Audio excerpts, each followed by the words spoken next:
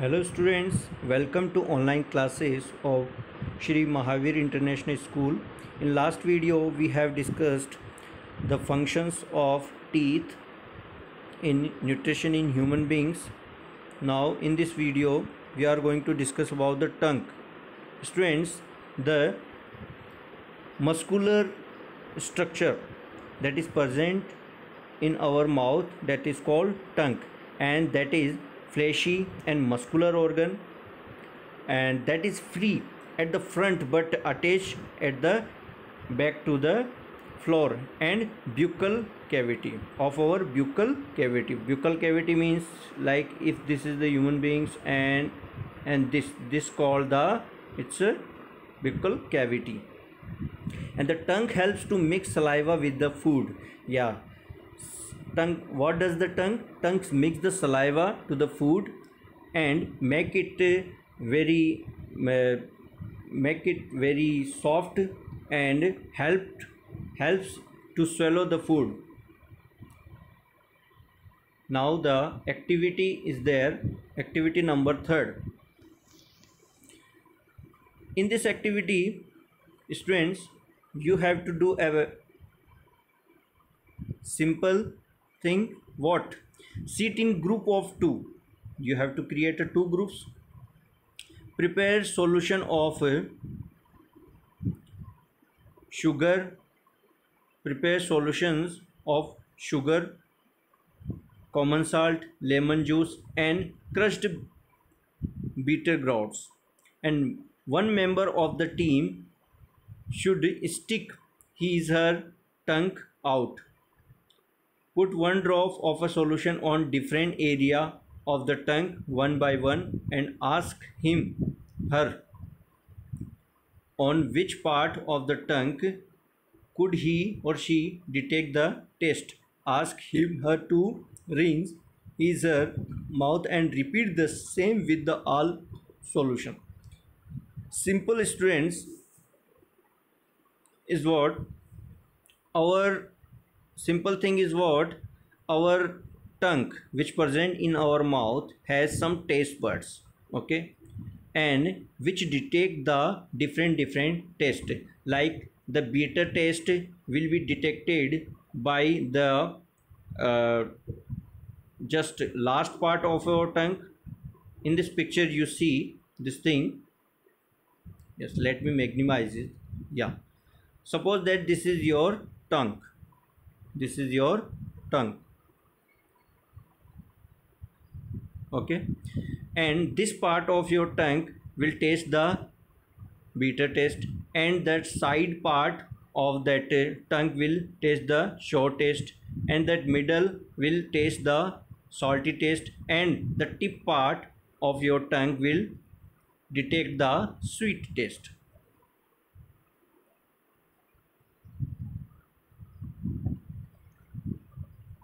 So in this activity you have to do with the different kinds of the solution, like the sugar solution, salt solution and lemon juice. In this activity you will be able to know that how our tongue detect the different kind of the taste.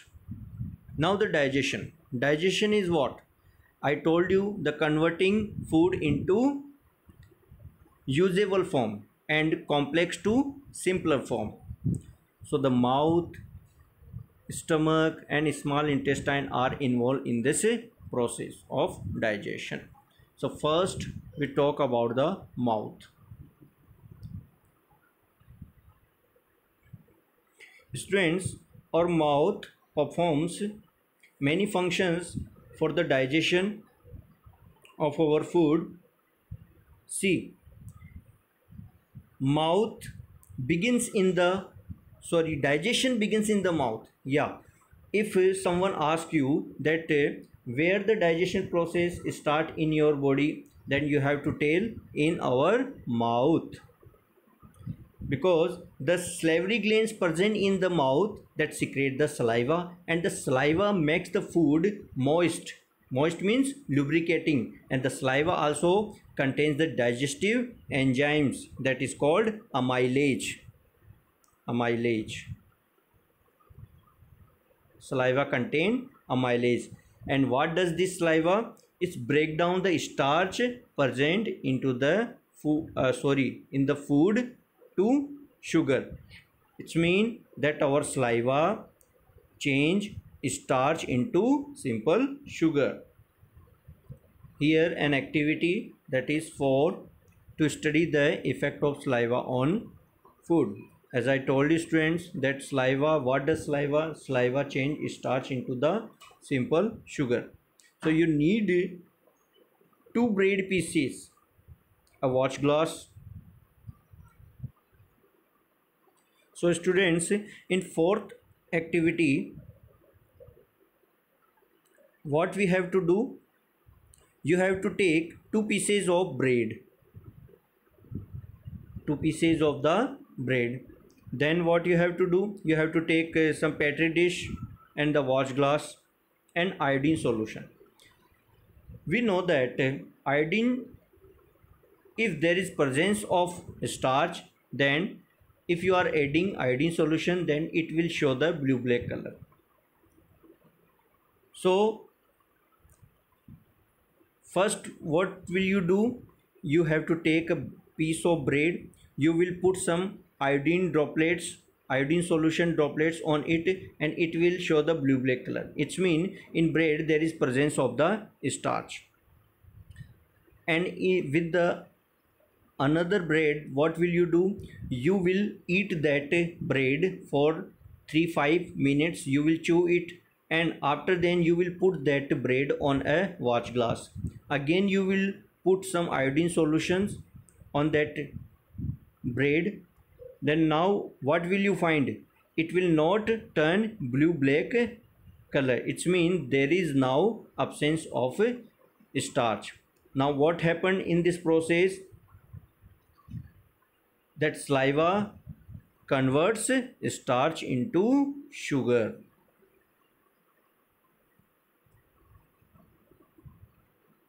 Now the esophagus. Students, I told you in human beings that food pipe that is called esophagus. What the function of that esophagus? It gives the path for the traveling, and it has some peristaltic motion also. So from the mouth the food passes into the esophagus, and that is called the food pipe also, and finally reaches to the stomach.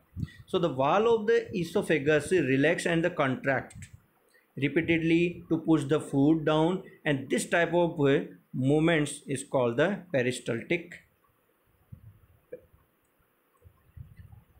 peristalsis and peristaltic movement. But there is no digestion of food.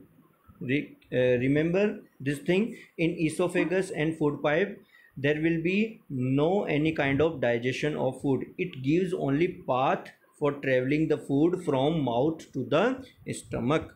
Now the stomach, that is a J-shaped structure, okay, where the food will be stored temporary. So the stomach is a U-shaped and sometimes it called the J-shape, and muscular organ present in the upper abdomen, and the inner wall of the stomach secrete the digestive juices, mucus and the hydrochloric acid. Students, our stomach, let me draw here a picture.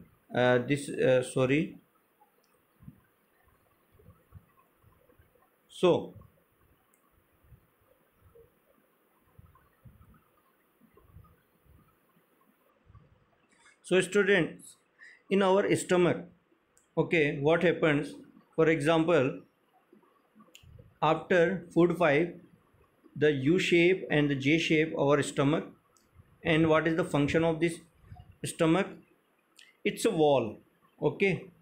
In the wall of stomach that secretes some juices, okay, that secretes some digestive juices as well as mucus and HCl यानी कि hydrochloric acid. That digestive juices will break down the protein, okay, which present in your food. It means it will help to digest the protein. And the mucus, sorry, the hydrochloric acid will kill the bacteria which comes along with the food, and it will provide the acidic medium for the further action for the digestive juices. And the mucus will protect the inner wall of our stomach, okay, because the HCl, that is acid, and it can destroy the our stomach. So for the protecting our stomach, the mucus is there. And the food is partially digested here and is in the form of thick soup. Where is the food now? Stomach. After the stomach, the food will be passes where? In small intestine. Students, always remember, in small intestine the complete digestion of food take place. Here is a fact file. Sometimes we hiccups. During the hiccups, a muscular spasm occurs in the diaphragm, and this forces air repeatedly through the vocal cords and produce the hiccups sound. Students, hiccups in Hindi we speak, the name hiccups is hichki, okay, and due to that hiccups a sound produce. And why this sound produce? Due to the motion which performed by the diaphragm which is present, okay. For example, these are our lungs, and just below the lungs there is a structure that is called diaphragm. Later on we will discuss about it. So now, in small intestine what happens? The partially digested food goes into the highly coiled, that is the length of that small intestine is what? 7.5 meter, okay. That is called small intestine. And the inner walls of the small intestine secrete the intestinal juices that complete the digestion of various components of food. So it also receives the secretions from the liver and the pancreas. Students, I told you in our alimentary canal, like after food pipe there is stomach, after stomach there is a liver and pancreas. These are, glands, and that secrete the digestive juices. So that pancreas and liver, so the liver secrete the bile juice and pancreas secrete the pancreatic juices that help in digestion of food. The secretion of bile juice will be stored in the gallbladder temporary. So now the function of bile juice is what? The bile juice, students, the bile juice, that is stored in the gallbladder, it will help to break down the fat. Which means digestion of fat will be performed by the bile juice, and pancreas will secrete the pancreatic juices, and pancreatic juices will break down the carbohydrate, fat and proteins into simpler form, and digestion is completed in the small intestine. So keep this thing in your mind, that where does the complete digestion of food take place? In our small intestine, and the length of small intestine is 7.5 meter. After the digestion, I told you absorption process will be performed. Then how that simplified that food will be absorbed by our body? So in the absorption, what happens? See, absorption of nutrients take place in the small intestine, and there are the finger like projection in the inner lining of the small intestine, that is called villi, and that villi increases the surface area, making the absorption more efficient. And villi have a network of blood vessels that is soluble food. The soluble food is absorbed by the villi and transported through the blood vessel to different part of the body. Students, I told you, in human beings, after the food pipe there is a stomach, after stomach there is a liver and pancreas, and then food go goes into the small intestine. So this coiled, okay, if we cut this coil, and if we magnetize this coil, then we will see some finger like projection in that coil. These finger like projection are called what? Villi. Now here the food which is present in simple form, through that villi, which contains some small blood vessels, that is called capillaries. Through that capillaries, with the by the help of diffusion process, okay, by the help of diffusion process, the nutrition will be enter in our blood. Nutrition, not nutrition, the nutrients will be absorbed in our blood with the help of villi structure. Now the nutrients are present in our blood. Now in assimilation process, what happens? See, assimilation process, the soluble food absorbed by the blood is transferred to the different organ, where is it utilized for the building and building substances such as the protein, and this is called the assimilation. So each cell of the body, this soluble food is broken down with the help of oxygen for producing energy, carbon dioxide gas and water. So students, this process is called the cellular respiration. Cellular respiration. Cellular respiration. In cellular respiration, what happens? That food which is present in our blood, okay, the food which is present in our blood will be combined with the oxygen molecule, and it will release the energy and some product like the carbon dioxide plus water. So this process is called the assimilation. In assimilation, the energy has been provided to our body. But what about that waste substances which is present still in our large intestine? Okay.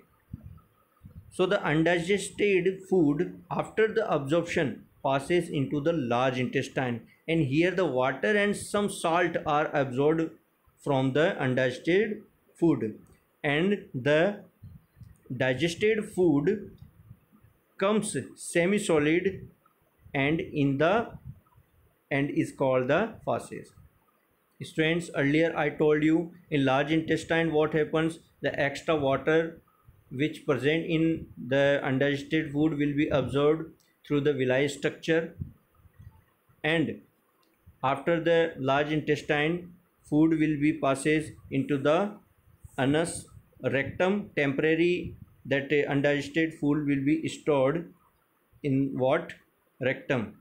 Let me draw a picture of large intestine. Suppose that this is the large intestine, okay, this is the large intestine and this is the rectum, okay, this is the rectum, and after rectum the structure is anus, and through that anus the undigested food, that is called feces, will be eliminated from our body. So students, we have discussed the different type of steps which take place in our body, and at the last, one more process is there, that is called egestion. Egestion means simply termination of undigested food. Here we can say the feces are stored in the rectum and passes out of the body through the anus from time to time, and this is called the egestion. So step by steps, what happens in our body? In mouth, with the help of salivary glands, that starch changes into simple sugar. In esophagus, the peristaltic motions, through the peristaltic motions, food passes into the stomach, and in stomach what happens, gastric juices that helps in digestion of protein, and hydrochloric acid that kills the bacteria and creates some acidic medium, and mucus which protect the stomach from the acid. Then the liver secrete the bile juice. Okay, the bile juice digest the fat. Then the pancreatic juices that digest the carbohydrate, intestinal juices. So overall here in small intestine the complete digestion has taken place, and after the complete digestion the food passes into large intestine, and in large intestine extra water will be absorbed, and after large intestine the food will be travel and passes into anus, and through the anus the food will be exit and eliminate. So this whole path is called what? Alimentary canal. I hope students you have understood whatever I have taught you. Students, here a bullet opened the mystery of digestion. Here a scientist tells that due to an accident he could know about the alimentary canal and how does the digestion of food take place in our body. Here some information about the diarrhea. Have you heard the name of diarrhea? Yes. Sometimes the by the consuming the infected food and the unclean water, what happens, we may suffer from the watery stool. Watery stool means along with the feces the large amount of water comes out from our body, and this condition is called the diarrhea.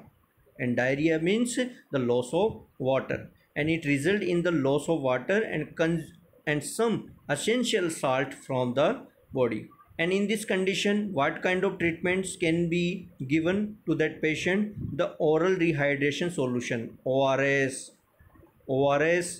that can be given to that patient for rehydration. Okay students, so in this chapter we have discussed the nutrition in human beings, and in next video we will discuss the nutrition in ruminants. Ruminants are what? The animal which choose the again and again the food. For example, have you seen a cow, a buffalo, a goat which choose the food again and again, and this process is called rumination. So in next video students we will discuss and I will teach you about the nutrition in ruminants. Okay, take care.